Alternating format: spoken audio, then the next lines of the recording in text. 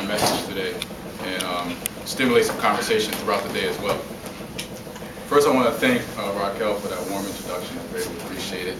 I would also like to thank Temple Jordan, her co-chairs, Sonia and Raquel, and the Social Issues Committee for their efforts in planning the third annual Professionals of Color and Allies Retreat. I would also like to thank our NEACUHO President, Jeff Horowitz, and the Executive Board and the committee chairs for their continued involvement with NEACUHO and providing excellent direction. Finally, I want to thank each of you for being present today.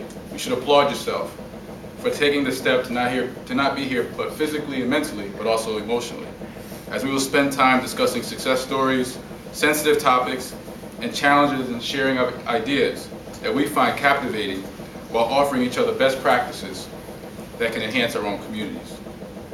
This retreat is held in high regard in NEACUHO, so it is imperative that we continue this work and the conversations today and beyond the retreat. It is a privilege and honor to be here today. You see, just a few short years ago, I was simply a new professional sitting in the chair that you guys are sitting in today. Subsequently, I decided to join the Social Issues NEACUHO Committee, looking for direction and for opportunities. Since joining, I've held various leadership positions in NEACUHO, and I stand here today proud to witness the tremendous growth in NEACUHO, especially the escalation for the Social Issues Committee. It is my hope that I can offer and provide a solid foundation for today's retreat and contribute to your learning and development. My experience working on a university campus has shown me the importance of fostering purposeful relationships on our campuses with various stakeholders. These relationships contribute to one's overall development and career advancement.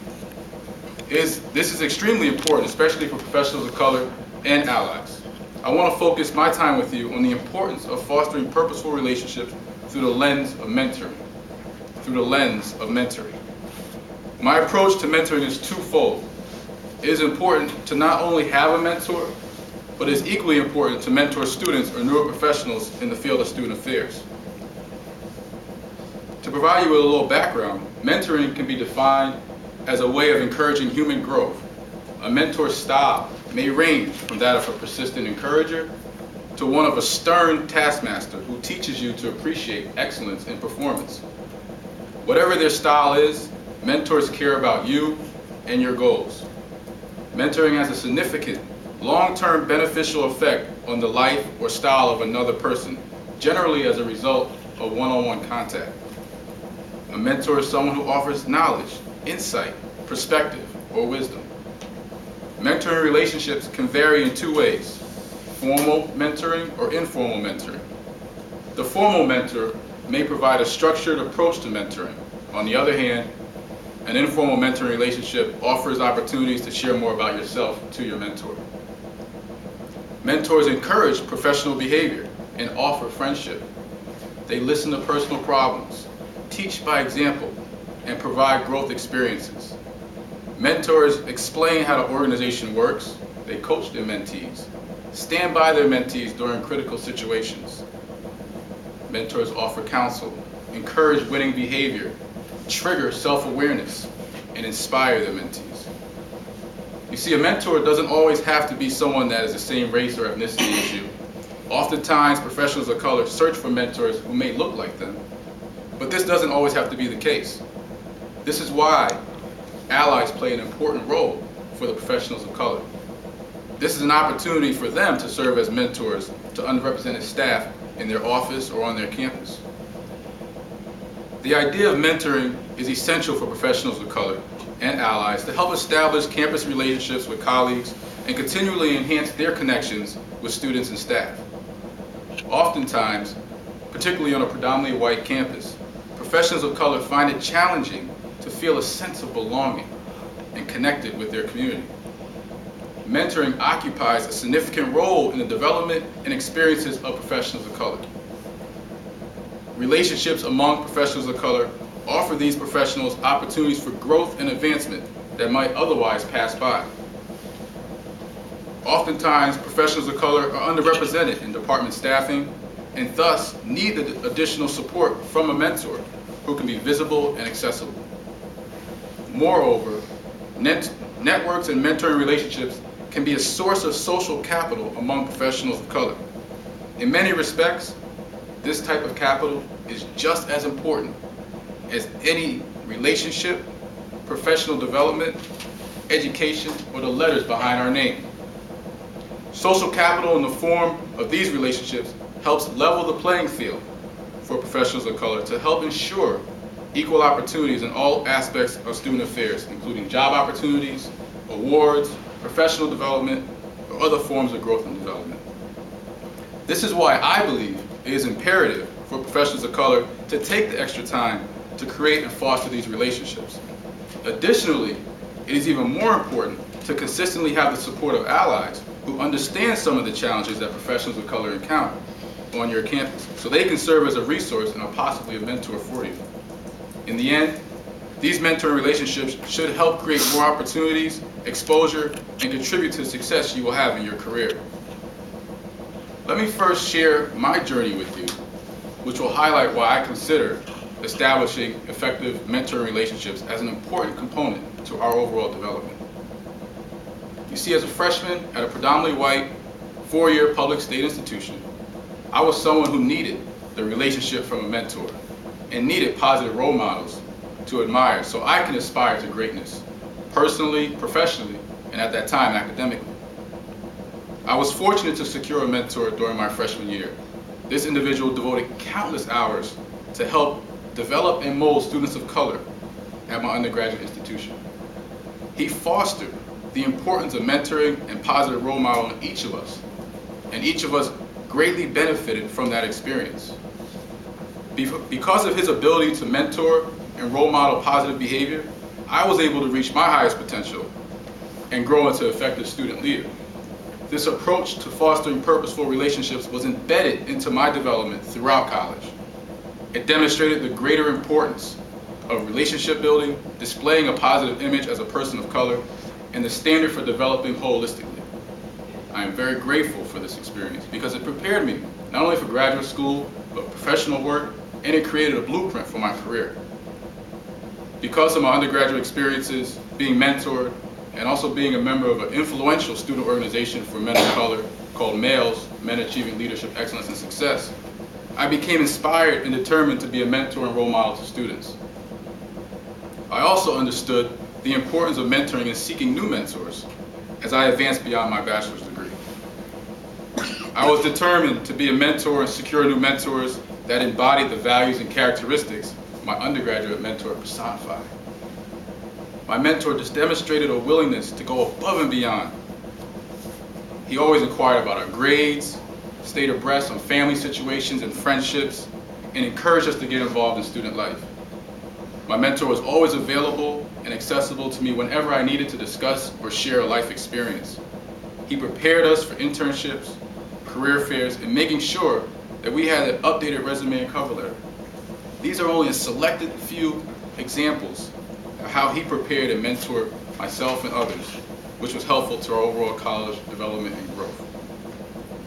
Upon entering graduate school, I sought out a mentor who could help me continue the work that my undergraduate mentor had initially inspired me to do. I immediately adopted my mentor's academic, professional, and personal values and core characteristics when I began graduate school. A professor in my graduate program became invested in me, and we developed a mentoring relationship. Oftentimes, I would refer to her as my guardian angel. Her role was very similar to my undergraduate mentor. However, she had a more formal approach to mentoring. Over time, we were able to establish a more informal approach because the comfort level had been established. This was the most significant difference in my undergraduate and graduate school mentoring experience. Having been inspired by the work of my undergraduate and graduate school mentor and seeing firsthand results of their work, I sought ways to mentor college students, particularly Black and Latino males, during my graduate program. I utilized the same values and characteristics I received from both mentors and created formal and informal relationships with students and to serve as their mentor. Today, I have the privilege of mentoring several students of color in my current institution. I also continue mentoring relationships that have been established in the past. Because I was able to reach my potential during my academic studies with the help of a mentor, I want to devote my time and energy to seeing the same potential occur for my students. Our students of color need our support. They need our guidance. They need our mentorship. There are many challenges that these students endure, so our presence is vital to their development and their overall matriculation throughout college. As I reflect on the contributions individuals have had on my development and the impact I work effortlessly to have on students, the idea of both being a mentor and having a mentor weigh equally. Much of my early career success has spanned from fostering purposeful relationships through mentoring. My experience in college allowed me to value the importance of always having a mentor and role model. As a professional, I seek mentors that can facilitate in my development. I use the benefits of networking at conferences such as this one as an opportunity to establish these mentoring relationships. It has opened many doors and opportunities and has made it possible for me to obtain exposure and knowledge that is indispensable to continue advancing in student affairs.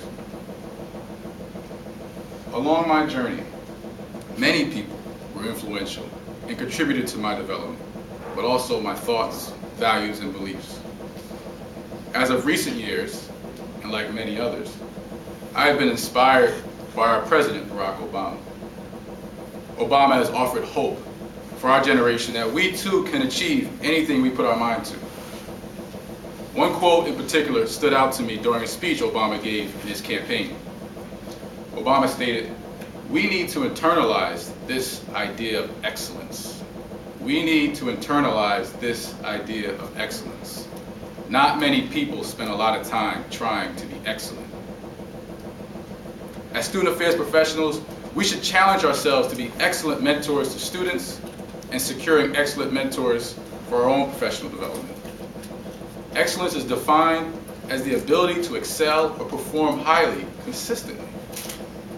As student affairs professionals, this is the type of image and mindset we should strive for, particularly when it is centered on someone impacting our lives or us impacting the lives of someone else. Displaying excellence in the areas of mentorship will help you advance personally and professionally, and it will also inspire students and your campus community to adopt your own core characteristics. In the end, this makes you a valued contributor to your campus and enables long-lasting relationships to occur. I believe Obama's quote sets a foundation to approaching your personal and professional life. But for the principles of this particular message, it locates a foundation of how you ought to approach and integrate an effective mentoring relationship into your personal and professional life. Many times we create relationships on a surface level and do not fully engage in the potential of the relationship. Frequently, new professionals of color feel overwhelmed with the idea of meeting someone and fostering relationships with someone who may be new or seasoned in the field, or someone they may not know. This whole concept may sound intimidating, and you may know or may not know how to approach a particular colleague that can serve as an effective mentor or partner in your work environment. My challenge today is to drive yourself to not only establish these relationships and be mentors to our students, but to have a defined purpose in creating these relationships that is entrenched with excellence for the ultimate success of your development and the development of individuals around you. You must recognize that you are challenging yourself today by being present at this retreat, where you should begin establishing mentor relationships with colleagues who can possibly serve as a mentor in our field. Although each of you probably had different experiences from the one that I described in my journey, I challenge you to think critically about the individuals in your life and the mentoring relationships that you can create. These relationships are very important and oftentimes leads to someone becoming your mentor or you being a mentor to someone else. As I reflect on my relationships and how I continue to grow, I continually refer to Barack Obama's quote on excellence as a motivator to achieving perfection in the field of student affairs.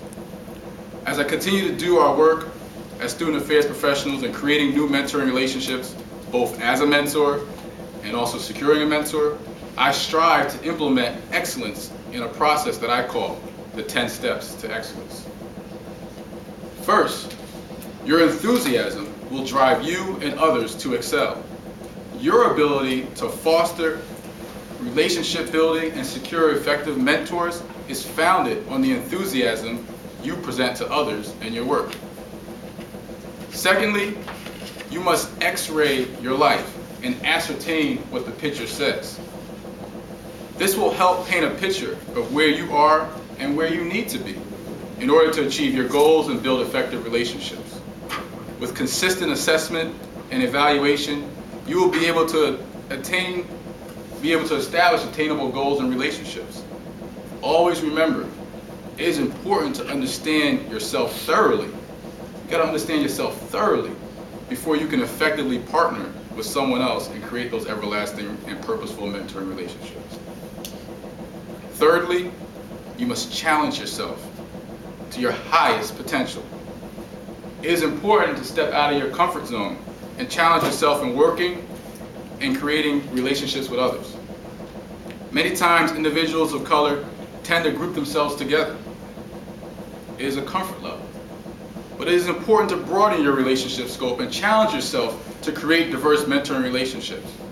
Always remember that your mentor does not have to be someone that has the same race or background as yourself for them to be influential in your development. There are allies present here today that can serve as that mentor resource. They too understand some of the challenges that you encounter and want to work with you to help achieve your goals. Their presence today at this retreat is a testament to that. So I challenge you to step out of your comfort zone. Next, you must be engaged in current trends and topics that pertain to your professional life. Professional development such as this and professional engagement are great ways to become an expert and establish yourself within the field. You should strive to engage yourself in professional development and institute skills that can aid in your development.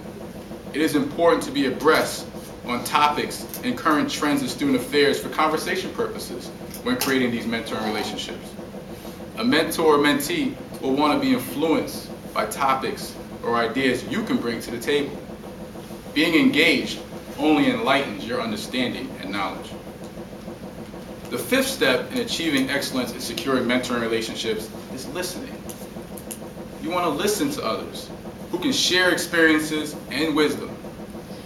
People with previous experience are valuable individuals to listen to and take advice from.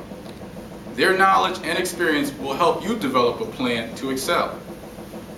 No one, and I mean no one, can give you better advice than those who have experience you are hoping to achieve. Listening is very important, especially when you connect with professionals who may be seasoned in the field. In addition, as you mentor students, it is important to always listen to them and understand and hear their perspective and story. Learning is the next step in achieving excellence. You must make sure that you are learning from the mentoring relationship and partners that you are creating. Whether it is a student, an administrator, or another campus stakeholder, it is important for you to be critical and strategic with whom the relationships you create with. The seventh step is execution. What is a plan without execution? Excellence cannot be attained without executing your goals and plan. It is essential to ask yourself, what am I hoping to gain from this relationship? How can I define purposeful goals for this student to reach their potential? How is my mentor contributing to my personal and professional growth? It is important to stay focused and keep your eyes on the prize, because without executing your plan, you will become stagnant in your mission of creating purposeful relationships. Next, you must navigate your way to new opportunities. You never want to become complacent in your professional or personal life. The best way to not become complacent is to maneuver strategically by establishing mentoring relationships and increasing your social capital through networking. My undergraduate and graduate school mentors were a tremendous influence. Because of these relationships, I am able to grow professionally and personally while navigating and advancing my way in the career that I've chosen and creating purposeful relationships with various mentors.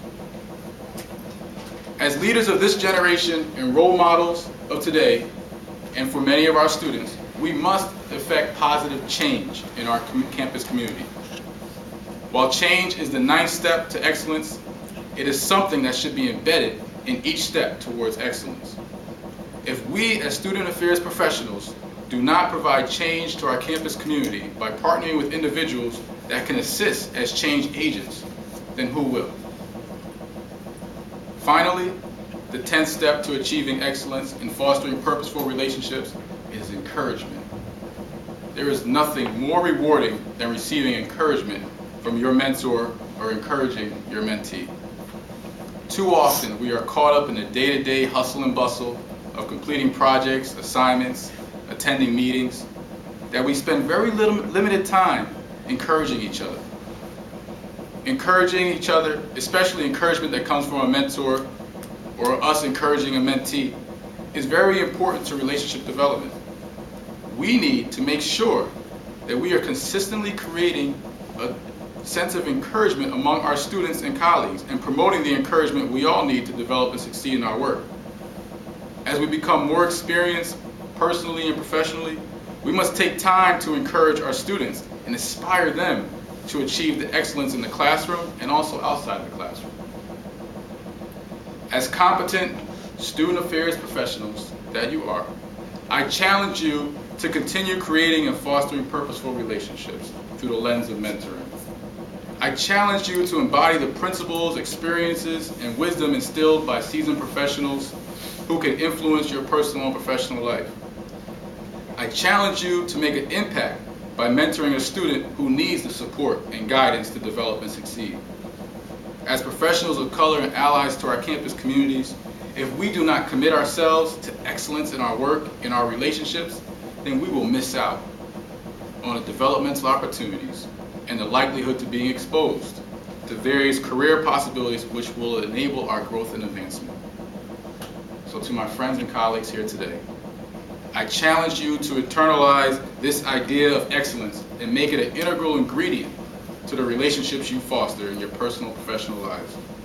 Remember what I mentioned earlier in a quote from Barack Obama. We need to internalize this idea of excellence. We need to internalize this idea of excellence. Not many people spend a lot of time trying to be excellent. So I say to you at the 3rd annual Professionals of Color and Allies Retreat, to be committed to excellence in creating everlasting relationships. To be committed to excellence in creating mentoring relationships. Because if not you, then who? If not now, then when? Be the key to your future and allowing mentoring relationships to help influence your development and growth and provide opportunities to you. Be a pivotal figure for students to role model and admire through mentoring relationships. Be the leader of tomorrow, today, and you will impact student life, and the most effective and influential individuals will surround you along your lifelong journey to excellence. Thank you.